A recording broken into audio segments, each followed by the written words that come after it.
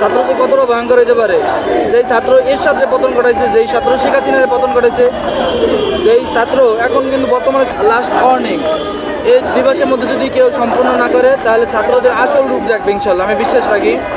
ছাত্র যে কতটা ভয়ঙ্কর হতে পারে, যেই ছাত্র এরশাদের পতন ঘটাইছে, যেই ছাত্র শেখ হাসিনার পতন ঘটাইছে, যেই ছাত্র এখন কিন্তু বর্তমানে ছাত্র আছে, যেই ছাত্র সামনে কেউ আসবে বা ইউনূস সরকার আছে তাকে যে পতন ঘটাতে পারবেন এমন কিছু না। তো শাসক যদি মহৎ গুণ সম্পন্ন হয়ে যায় আইন নিষ্প্রয়োজন, শাসক যদি মহৎ গুণ সম্পন্ন না হয় আইনে অকার্যকর। এখন প্রশ্ন হচ্ছে আপনি শাসক মহৎ গুণ সম্পন্ন কিনা। ইউনূস সরকার মিষ্টি কথা দিয়ে তো চিরা বেচবে না, তাকে আমি সম্মান রেখে বলছি, তার হাতে পুরো বিশ্ব আছে, পুরো বিশ্ব তার হাতে, তার কথা উঠা বসা করে। তো এখন তাকে কে প্রভাব করে, চাপ কাটায় কে, সে তো কারো কাছে ধরা না, সে 2 দিন পর মারা যাবে, মারা যাওয়ার আগে একটু বিচার কাজ সম্পন্ন করে দিয়ে মরুক। আদি হত্যার বিচার, আবু সাইদ ভাইয়ের বিচার, ফাহাদের বিচার কাজ সম্পূর্ণ তো করে না, যেহেতু